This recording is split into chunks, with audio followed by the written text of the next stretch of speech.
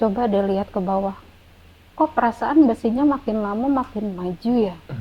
Saya bilang gini, besi mana? Shh, ngomongnya pelan-pelan, kata dia. Pas saya tengok tuh bukan besi, Bang. Dari kolong rumah tuh ular. Karena takut kan, Oh ya. jalan. Kan gelap, minim penerangan kan. Siapa yang ngejemur baju gini hari katanya belum diangkat. Pas dia mau dicabut gini, lepas Bang naik ke atas sambil hihihi. Gak lama emang lahirnya anak ini tuh banyak diikutin Bang. Di luar yang geser-geser bangku, yang cekikikan ketawa. Makanya bapaknya waktu abis lahirannya nggak pernah tidur, ngaji tiap malam. Saya mau ngobrol sama Buyut Teteh.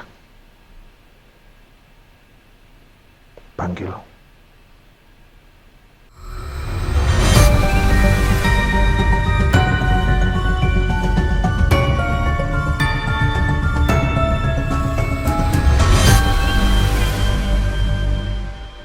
Bismillahirrahmanirrahim, nggak perlu basa-basi, langsung aja kita eksekusi. Bintang tamu kita yang satu ini katanya sih memang penuh dengan cerita yang kalau orang bilang sensasi, guys. Sudah ada Mbak Rini di sini, tepuk tangan guys, Mbak Rini. Mbak Rini. Iya Bang. Terima kasih banyak sudah hadir. Sama-sama, makasih udah diundang.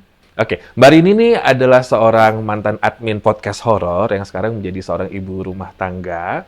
Beliau sudah punya momongan ya? Udah. Sudah. Berapa buntutnya Mbak Rini? 1 anak kandung, 2 sama yang dalam perut, tapi ya masih ada 3 anak asuh.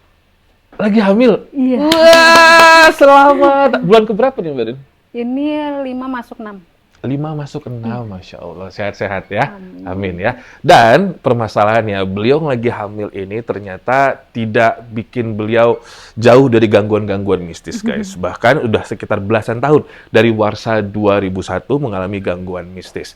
Nah, gangguan yang beliau alami ini ada hubungan dengan sebuah area atau mungkin sebuah wilayah. Jadi sebelum kita menuju kasus yang Mbak Rini, Bang Ruby pengen nge-spill sedikit, nanti teman-teman bisa Google juga lah ya. Jadi ada tempat-tempat yang memang berhubungan dengan gangguan goib dan juga mitos sosok di suatu tempat yang katanya sih sakral. Misalkan ada yang namanya hantu banyu. Kalau misalkan hantu itu kan hantu, banyu itu air ya.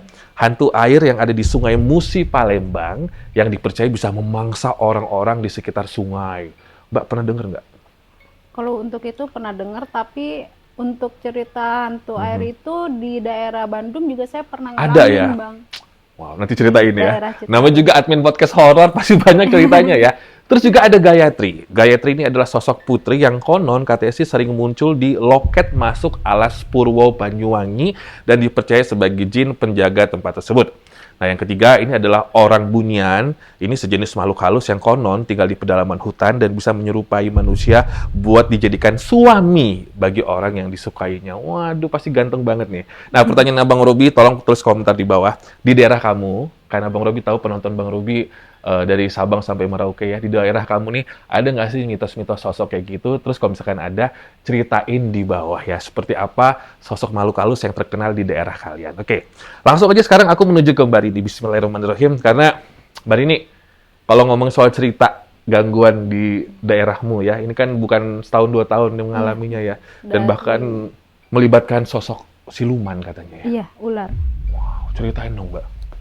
Jadi dulu tuh di tahun 2001 tuh namanya orang kampung kan nggak ada pacaran ya Bang Robi ya, langsung dinikahin gitu. Sempat merantau walaupun nggak jauh ke perbatasan Sumedang.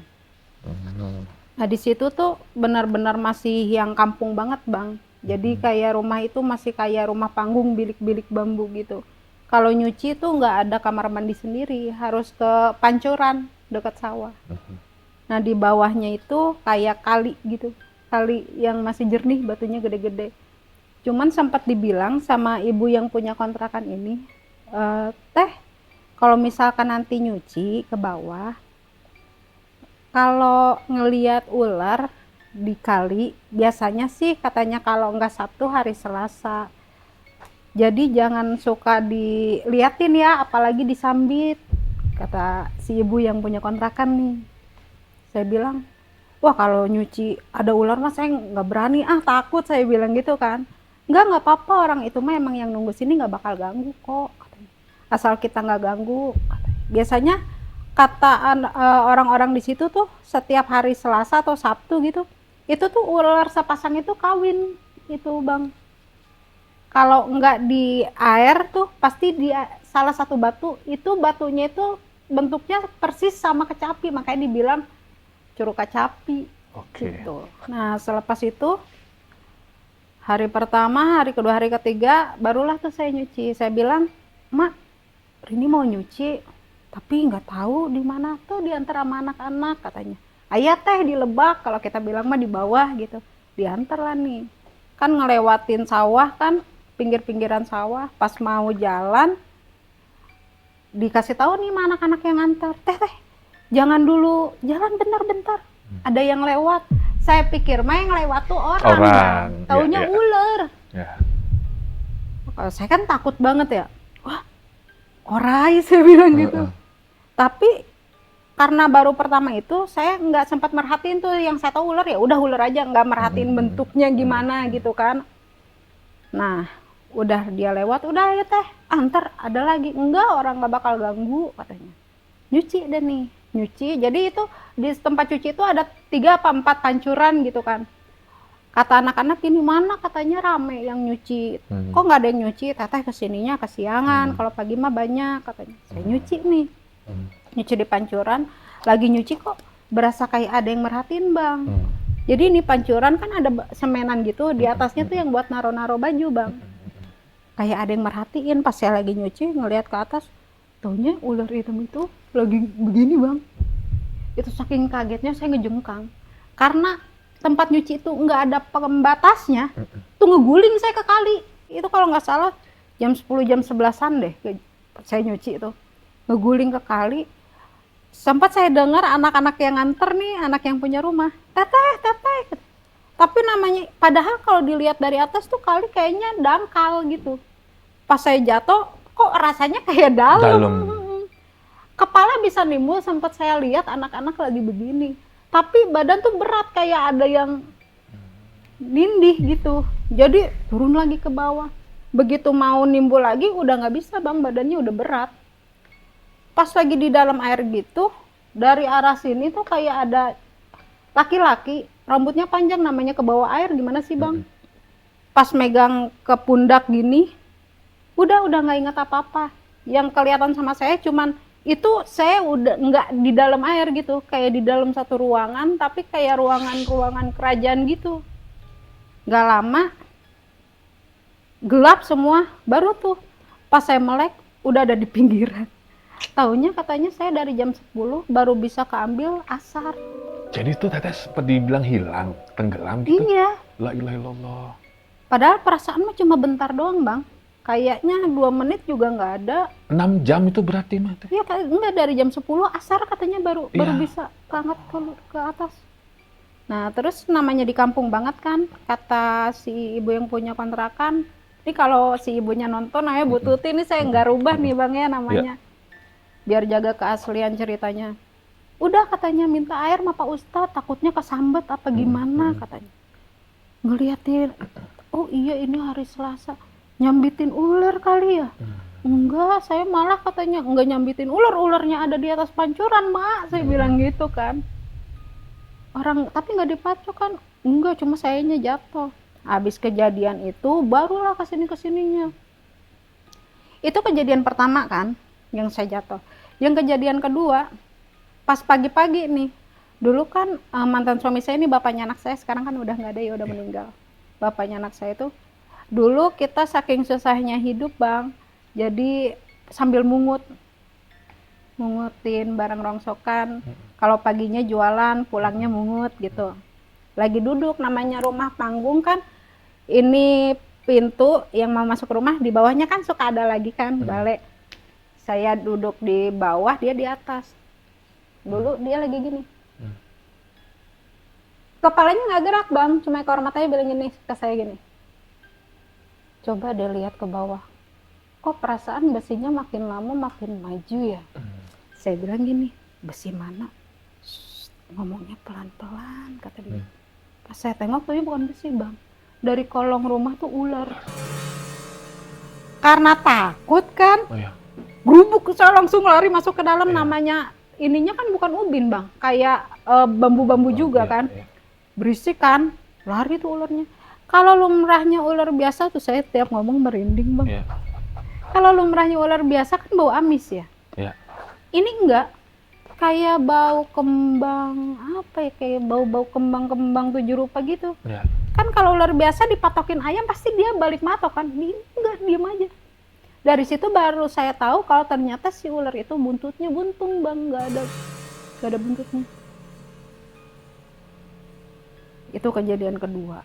Yang ketiganya, suatu saat beberapa hari kemudian mati lampu nih di tempat kita tuh.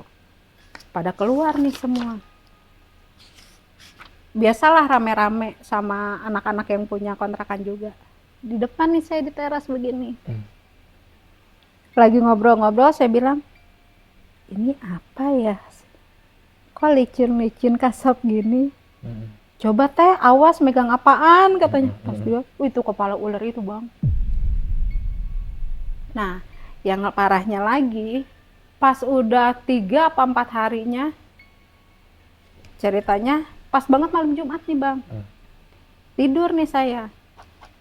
Si bapaknya anak saya ini keluar nih. Katanya izin ya mau ke tempat teman dulu, mau main, ada perlu sekalian. Oh ya udah, saya bilang gitu. Pas pulang lewat tengah malam bang, kira-kira jam 12 apa setengah 1 gitu. Saya baru merem-merem ayam, saya dengar suara dia masuk kan. Tadinya mau saya jahilin maksud saya. Pas dia duduk baru nyampe langsung tadi gitu kan. Pas dia nengok ke saya kagetin. Wah, saya gituin. Kaget dia tuh. Astagfirullahaladzim. Katanya, orang lagi takut-takutnya, bukannya laki pulang dikasih air malah dikagetin. Saya bilang, takut kenapa? Udah tahu abis ketemu setan juga, nyampe rumah dikagetin. Setan dari mana? Saya bilang. Jadi di tempat, jadi ceritanya pas dia pulang, jalan, kan gelap minim penerangan kan. Siapa yang ngejemur baju gini hari katanya belum diangkat, pas dia mau dicabut gini, lepas bang naik ke atas sambil di situ dia lari sampai ke sandung-sandung katanya. Nyampe rumah saya kagetin, saya bilang oh, syukurin, rasain, siapa suruh ninggalin bini malam-malam, saya bilang gitu kan. Ini kalau film jadi komedi horor ya teh ya. Tapi suami bisa lihat ya, almarhum bisa melihat ya si ularnya ini atau bisa? Orang lain tidak bisa? Enggak. Berarti memang Tapi kalau warga sekitar situ bisa. Cuman selepas pindah dari situ, yang bisa lihat cuman saya sama dia doang. Nah, udah gitu, sempat lama tuh bang. Itu jantung rasanya kayak berhenti sebentar. Dia nengok ke arah saya pikir mau jalan ke muka saya kan. Ternyata enggak, turun lagi. Pas buntutnya udah sampai bawah, baru saya gebuk tuh, saya bangunin. Ngadu lah saya besoknya ke si ibu yang punya rumah. Mak, itu mak kayaknya bener-bener sarangnya di sini kali mak. Kenapa? Katanya. Malam mak ularnya ada di atas perut saya. Saya bilang gitu kan. Ah masa sih? Oh iya malam Jumat. Kok dia doang yang diikutin mulu ya katanya. Kita malah orang sini malah enggak. Oh karena pendatang kali, pikirnya gitu kan. Ah tapi banyak yang kontrak lain juga nggak kayak dia banget katanya gitu. Kesel nih, suami saya bilang gini, pas siangnya dia dagang, saya lagi ngegoreng nih. Kan kalau di tempat saya, bilik-bilik itu di atasnya kayak ada lobang, ya kan? Kresek-kresek, wah ini kok baunya saya kenal. Saya lihat ke atas, lagi ngegantung bang ularnya. Aduh. Itu saya matiin kompor, saya tinggal, saya ngadu nih. Nah, salahnya suami saya bilang gini, heh ular, ngapain sih lu ngikutin mulu bini gue? Kalau kata bahasa kita mah, tapi kan pakai bahasa Sunda. Ngapain sih lu ngikutin mulu bini gue? Kalau lu emang suka, emang sayang sama bini gue, kasih rejeki dong. Gak ngasih duit, ngasih anak kek katanya. Kebenaran gue juga udah capek setahun ditanya mulu bini lu kapan bunting. Nah, setelah itu pas abis ngomong gitu, malamnya itu kejadian lagi bang. Itu ular naik lagi ke atas perut. Kawin dong teteh. Wah jangan lah bang. Nah, dari situ saya bilang gini, udahlah ya kita pindah aja. Akhirnya pindah nih ke kampung seberangnya. Iya. Pindah ke kampung seberangnya. Nah pas sebelum pindah, malamnya tuh sempat ada Kalau di orang kampung saya mah bilangnya buek apa ya kalau bahasa, oh burung hantu. Nah mitos di tempat saya itu katanya kalau ada burung hantu singgah di atas eh, genteng kayak atau di depan halaman kayak itu katanya di rumah itu bakal ada yang hamil. Itu sebulan setelah kejadian ya. Kata anak-anak yang biasa nganter saya nyuci, wah teh aya buek katanya itu teh ada burung hantu. Buek cenata bere anak si teteh kata gitu. Minta anak kaburu. Pas saya pindah jarak 3 bulan masuk 4 bulan saya bilang gini, kok badan kurus, perutnya tambah gede ya saya bilang. Dibilang hamil nggak mungkin datang bulan rutin tiap bulan kan. Saya ngadu lah nih. Ya, di dalam perut kayaknya ada tikusnya deh. Hah? Kok bisa di dalam perut ada tikusnya? Maka kalau tidur pakai celana. Ya iya pakai celana. Siapa bilang nggak pakai celana? Saya bilang, kok bisa tikus masuk ke perut? Ngadu lah dia nih ke tetangga depan rumah saya. Bi, di sini orang pintar di mana ya? Ada apa emang? Namanya orang kampung kan kepo ya. Ada apa emang? Di bini saya kayaknya disantet orang deh. Loh kok bisa katanya? Istri kamu kan nggak pernah keluar, kok bisa disantet? Nggak tahu, katanya dalam perutnya ada tikusnya. Saya takut bini saya diguna-guna orang. Diliatin sama si bibi kan, dia mah udah punya anak banyak kan. Ntar dulu, jangan main ke dukun dulu, main santet-santet aja. Periksa coba katanya ke bidan. Ngelihat dari dedekannya sih kayaknya bunting deh bininya. Bunting apaan sih, palang merahnya aja rajin tiap bulan katanya gitu. Sampai akhirnya coba deh dulu periksa lah nih ke bidan nih bang, mana bidannya jauh ngelewatin sawah kan di kampung. Ternyata iya bang, udah hamil 4 bulan lewat seminggu. Selama hamil nih nggak ada gangguan apa-apa. Sampai akhirnya pas ke 5 bulan saya pindah ke kampung kan, ke Bandung lagi nih, ke tempat mertua. Dari tempat mertua karena waktu itu suami juga akan nganggur kan. Waktu itu kan di PDN udah benar-benar nggak boleh ada yang dagang bang. Makanya saya pindah lagi ke Bandung. Ditelepon nih sama almarhumah ibu saya, Rin, si AA katanya sekarang jualan apa gimana? Enggak mah, orang udah nggak boleh dagang. Ya udah ke Jakarta aja katanya. Dagang-dagang apa kek di sini? Modalnya mah udah gampang, ntar nyari-nyari di sini. Pindah nih bang ke Jakarta. Nah baru ngalamin gangguan ini pas udah di Jakarta. Dulu kan ada pasar Blora ya. Sekarang kan udah dirubuhin. Dulu di sebagian pasar itu kan kios-kiosnya udah nggak aktif, dikontrak-kontrakin tuh bang buat tempat tinggal. Kios-kiosnya saya tuh tinggal di situ. Suami saya jualan somai batagor gitu depan diskotik tuh. Pas hamil 7 bulan, saya sempat mimpi didatangin ular. Jadi dari atasnya tuh kayak apa ya, pakai baju kerajaan gitu kan bang, rambutnya panjang, kumisnya tipis, tapi dari perut ke bawah tuh ular. Dia cuma bilang nggak usah takut, bakal saya jagain katanya, nggak usah mikirin apa-apa, titip anak saya ya kali. Saya ngadu nih ke suami saya, anak saya enak aja bikinnya sama siapa katanya gitu. Nah nggak saya hirauin nih bang, saya pikir namanya mimpi kan. Baru kejadiannya lagi pas lahiran. Dulu kan namanya darah saya belum pernah ngelahirin, nggak ngerti ya. Saya bilang, aduh Rini mulus mah, awas lu ntar beranak. Enggak, sakit perut kayaknya. Kamar mandi nih KMCK. Aduh udah nongkrong lama-lama kok nggak keluar, tapi keringet malah tambah banyak. Untung nggak lahiran di situ bang.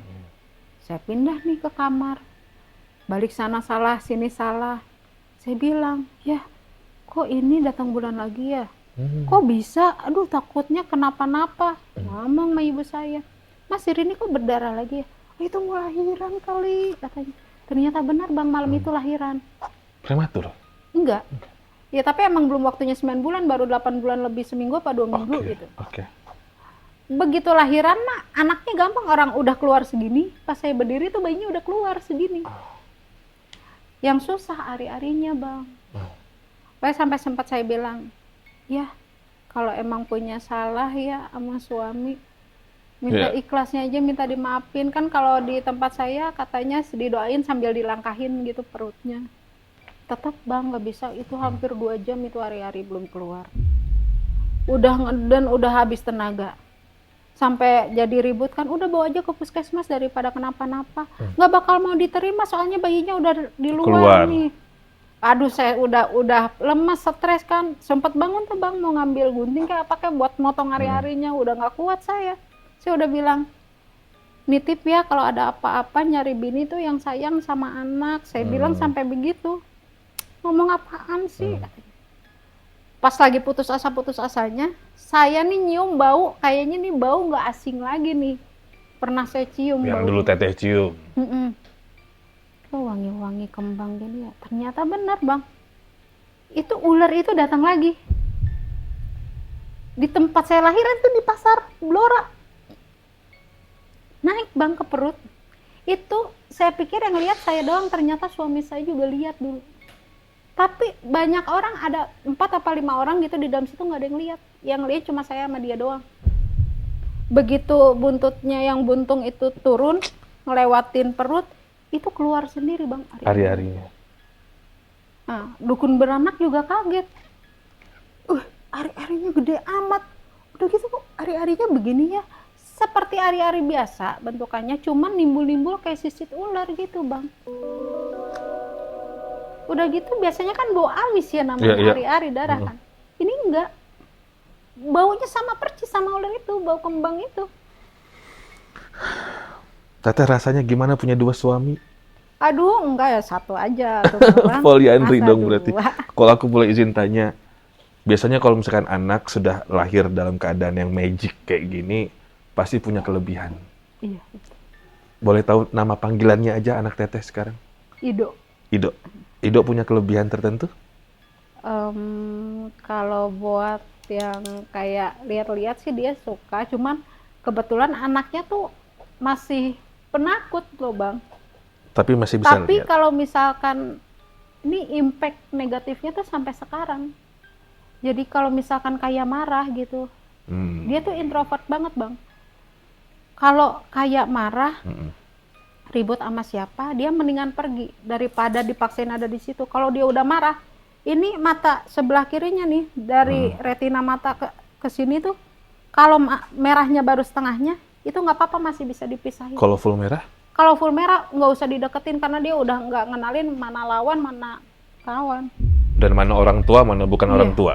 Orang tua aja kena. Iya. Mendingan dikurung aja.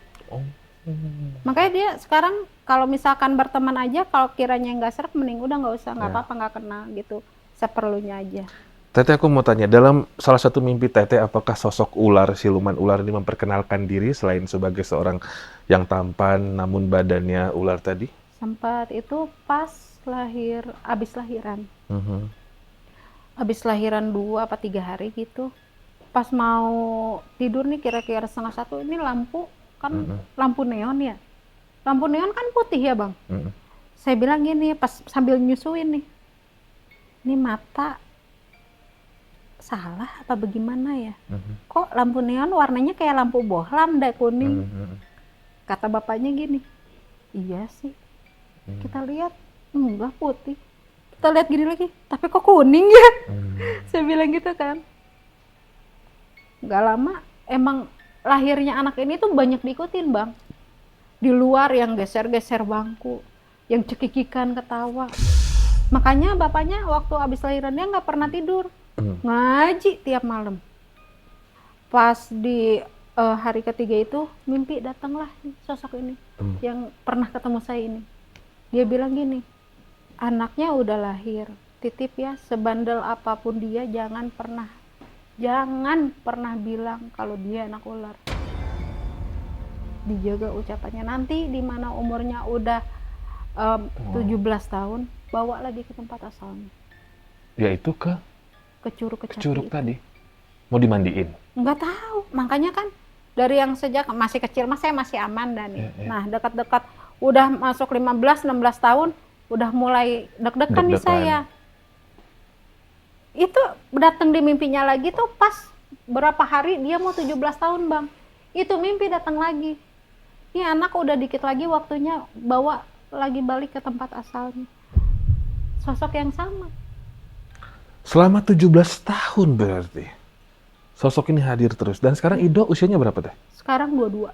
22, berarti ini sudah beberapa tahun lalu, 4 tahun atau 5 tahun lalu lah Tapi ya. masih ada bang. Masih ada. Teteh kembalikan nggak kemarin Ido? Enggak. Enggak. Makanya kan saya sempat mikir gini ya, saya jadi ke distract sama Urban Legend Timun Seri bang. Iya, iya. Saya takutnya namanya emak-emak kan khawatirnya banyak ya. Iya, iya.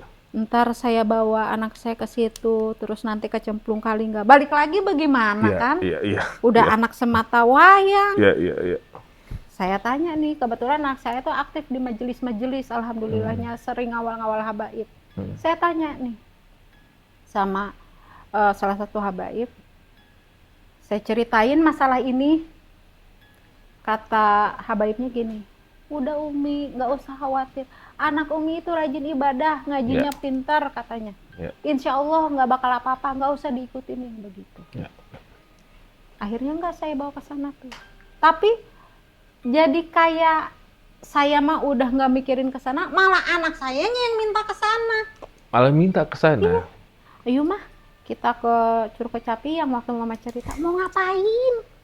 Kurang kerjaan. Alasannya main aja kan enak kali di pedesaan. Noh, kampung kita lebih enak no do di Lembang do. Banyak sawah, lu mau gugujubaran di kali selalu, asal jangan ke situ.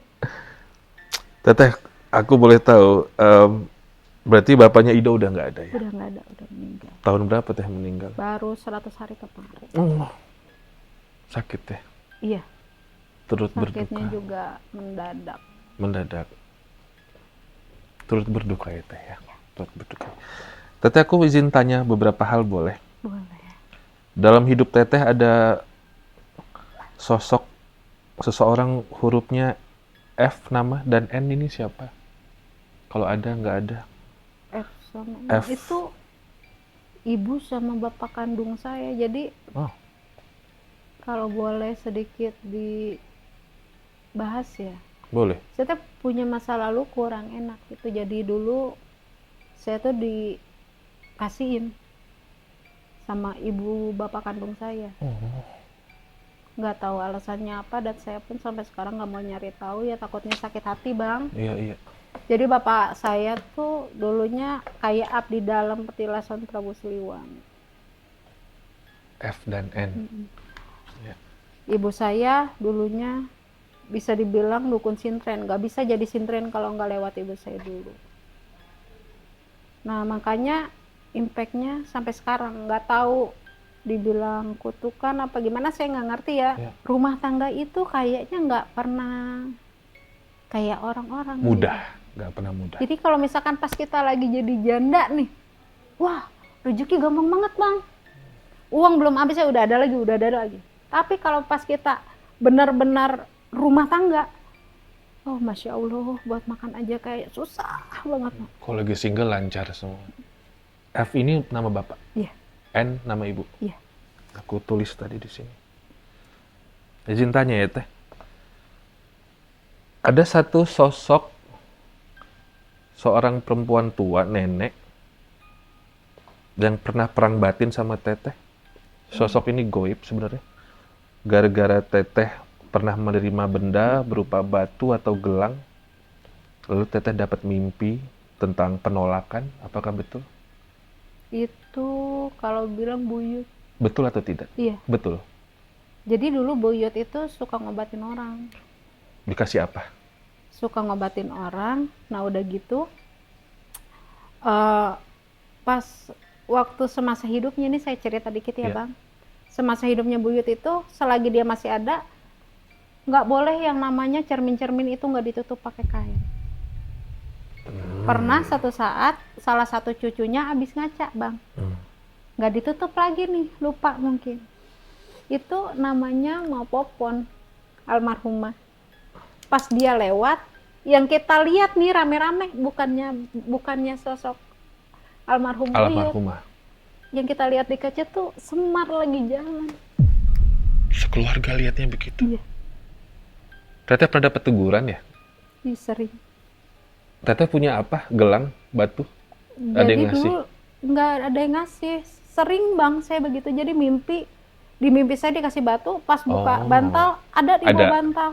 Iya, ini aku tulis. Sering itu. Sering. Wow. Kadang kayak keris segini. Apalagi Ya. kalau pas kayak dulu kan ada salah satu teman konten kreator nih suka explore juga. Ya.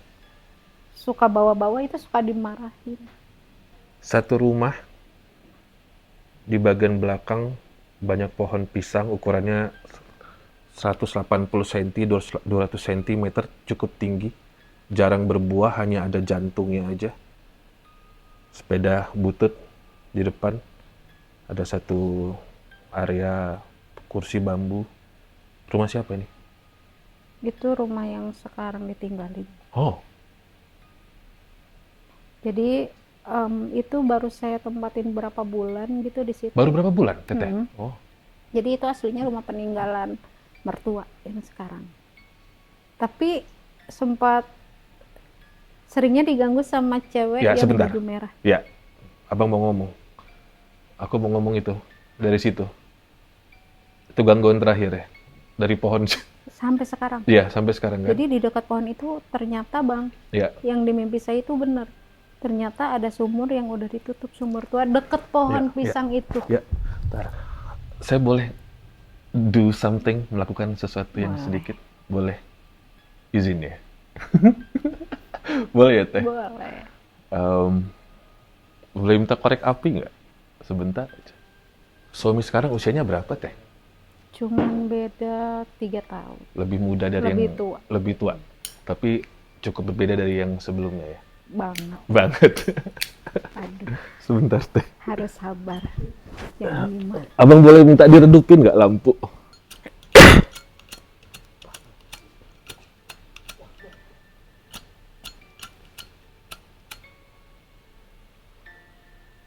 Ntar ya, Teh. Seru-seruan aja.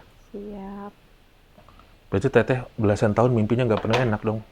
Iya gitulah bang. Saya sempat mau dibawa ke rumah sakit jiwa. Malah. Gara-gara mimpi? Enggak. Dibilangnya aneh aja. Dibilangnya aneh aja? Injek, Teh. Iya, iya.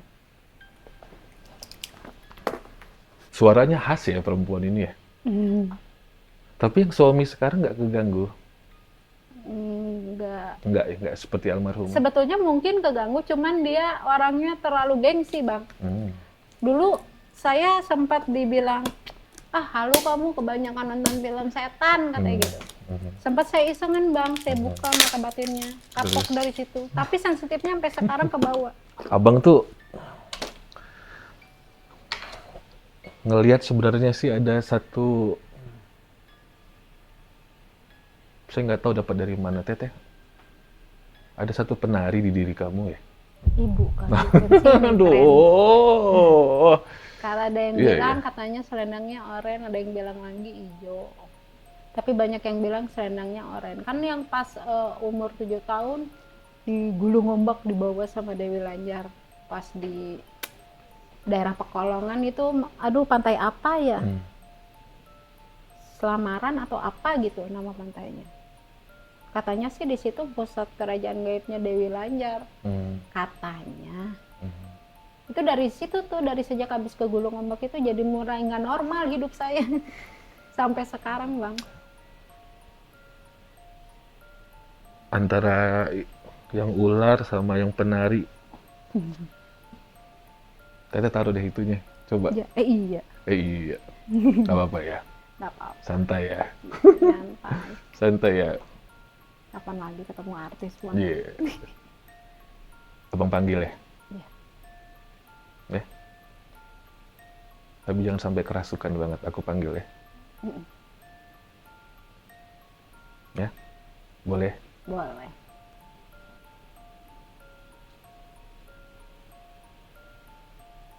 Nah, nggak usah dipanggil, bukan udah ada di belakang. Iya, Bang? itu deh. Saya mau masuk ke kamu. Oh. Nggak apa-apa kalau mau mah. Gak apa-apa ya. Coba ya. Ini pertama kali nih di sini nih, karena Antara baik dan jahat tuh perang di tubuh Teteh dan di belakang Teteh. Antara penjagaan yang terlalu kuat sama apapun yang Teteh coba masuki ke tubuh Teteh, itu pada perang. Nanti akan aku coba bip ya. Pantas hidup saya nggak normal bang. Sebentar aku tanya terakhir. Nanti di bip. Terakhir pasang susuk di mana? Kalau susuk saya nggak pernah pasang, cuman dari waktu lahir itu emang semuanya, maaf ya, itu yang tadi saya bilang mapopon itu, setiap bayi yang lahir itu pasti dikasih, kalau dulu kan suka nyirih ya, kalau anak perempuan itu pasti dikasih ludahnya, Oke. gitu. Malah banyak yang pasang susu ke saya, terbalik bang, saya yang masangin. Tukang pasang susuk ini ternyata. Banyak Yaudah. perempuan malam ke tempat saya. Saya coba ngobrol ya. Pakai bahasa Indonesia aja siapapun yang Teteh mau undang ya. Ntar ini tanpa ada Teteh fokus aja di situ Nah, sebentar. seru juga nama. Hah? Seru juga nama. Iya. Sini yang dikit lah. Ya, injek aja kertasnya, harus diinjek.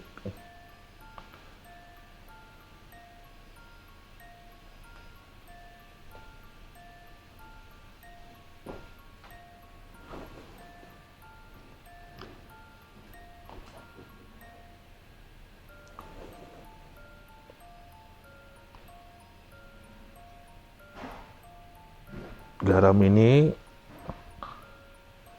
sebenarnya lawan dari apa yang ada di dalam. Ya.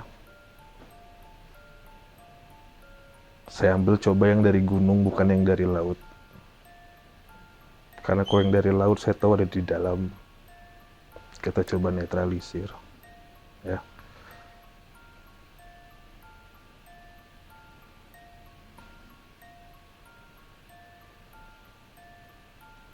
Saya kasihan kalau ngeliat Teteh selalu diganggu sama yang siluman ular ini. Iya. Ya. Rumah tangga saya nggak pernah mulus. Iya. Tuh. Yang ini berantem terus. Krisis kepercayaan. Nah itu bang. Teteh dianggap nakal, dibilang gatel. Nah. Ya, kita coba netralisir ya. Ini bukan garam apapun. Tapi kalau boleh saran, kalau ada yang request Teteh, minta Teteh pasang yang nggak baik-baik, kalau bisa bantu doa, kasihan sama dedek bayinya. Iya. Ya.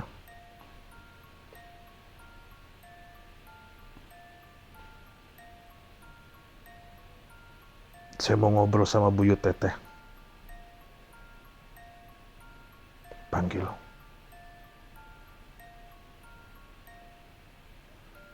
Panggil.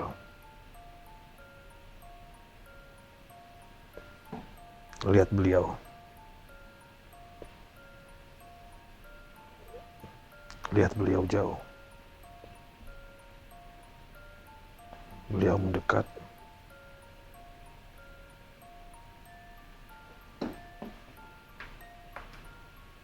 Duduk di sebelah Teteh.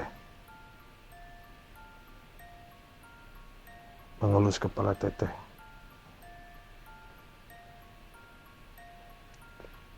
Pegang tangan Teteh.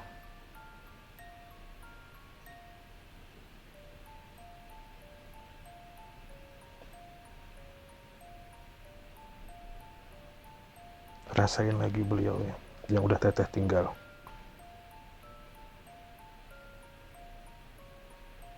Beliau kangen Teteh.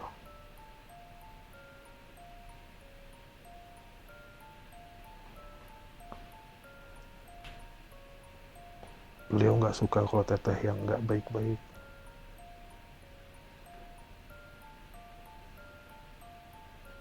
Masukin ke hati Teteh.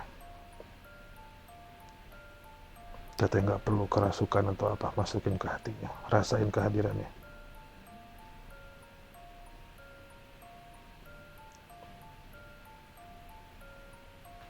Biarkan beliau berikan pesannya.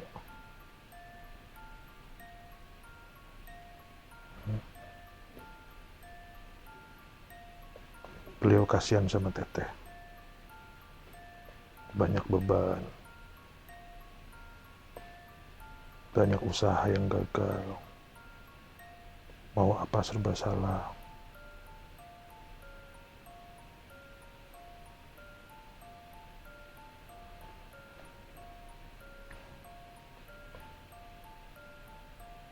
Kasih kesempatan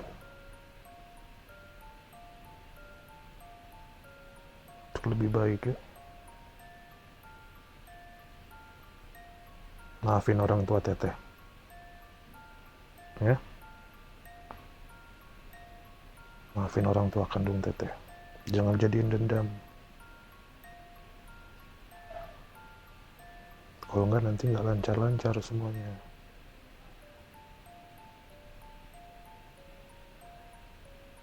Tetap di situ.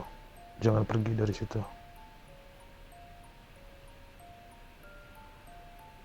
Rasakan dimanapun Teteh sekarang. Dimanapun. Tetap di situ, jangan gerak ya.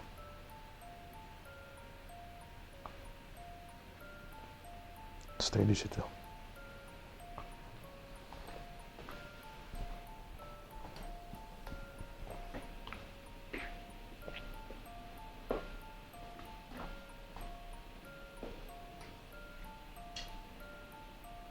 Buka mata ini.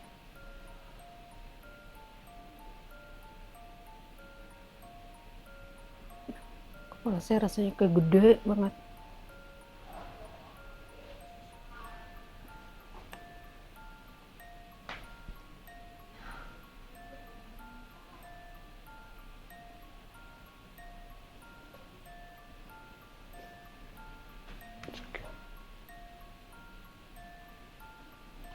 Masih penuh amarah ya.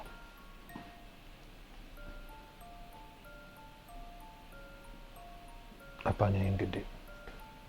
Ini kepala tuh rasanya kayak gede banget gitu bang, kayak kenceng banget gitu.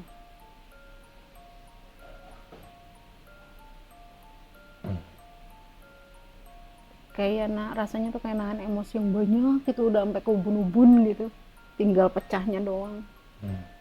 Kamu puluhan tahun nyimpan dendam, Teh. Iya. Makanya apapun yang Teteh lihat salah. Teteh lebih ngerti bagaimana netralisir semua. Apalagi makhluk-makhluk halus ini mah kecil buat kamu.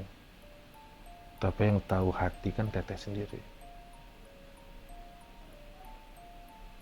Sampai kebaca tentang orang tua Teteh.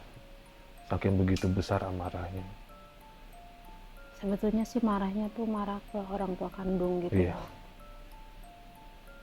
Makanya dari situ karena saya ngerasa dibuang sama orang tua. Jujur Bang Robi, saya tuh orang susah. Kalau sebagian banyak bang saya dicibir orang, alah orang susah ya lagu-laguan ngangkat anak. Saya mikirnya gini bang, dia di sini nggak punya siapa-siapa.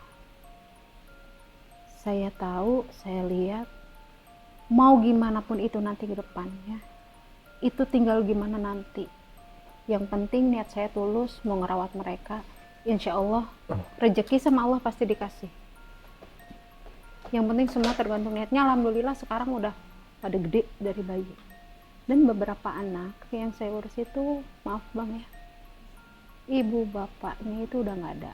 Ibunya meninggal karena HIV bang. Sampai akhirnya meninggal juga. Masih ada satu ini yang paling kecil, sekarang baru mau masuk sekolah. Itu kalau dulu ini, tapi ini saya mau ngomong belak-belakan sama Bang Robi ya. Dulu kalau misalkan saya nggak senang hati sama orang, saya cuman bilang, biarin, sakitin hati gue terus. Kalau saya bilang, nanti malam gue makan. Itu entah malam itu atau lamanya 3 hari, itu meninggal bang. Padahal nggak saya apa-apain. Sumpah serapah aja. Ada yang bilang, iya yang jaganya yang nggak terima.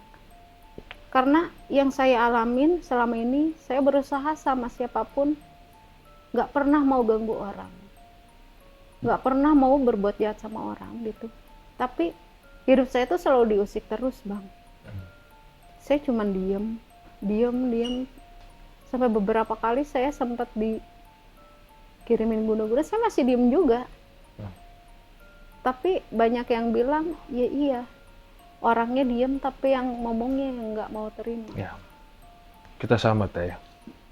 Yang jagain tuh lebih dendaman. Jika kita terucap apapun, akan seperti itu kejadian. Kalau api ini dendam Teteh. Kenapa jadi bertahap-bertahap? Ya. Iya, kalau ada yang Iya. mau masuk pasti. Iya. Makanya tadi aku bilang nggak perlu kerasukan, ya. Karena kita bukan acara horor dan Bang Robi nggak nyiapin Pak Ustadz. Dari tadi udah banyak yang mau masuk, khususnya buyut kamu. Bahkan Bang Robi tahu tentang batu, Iya. gelang.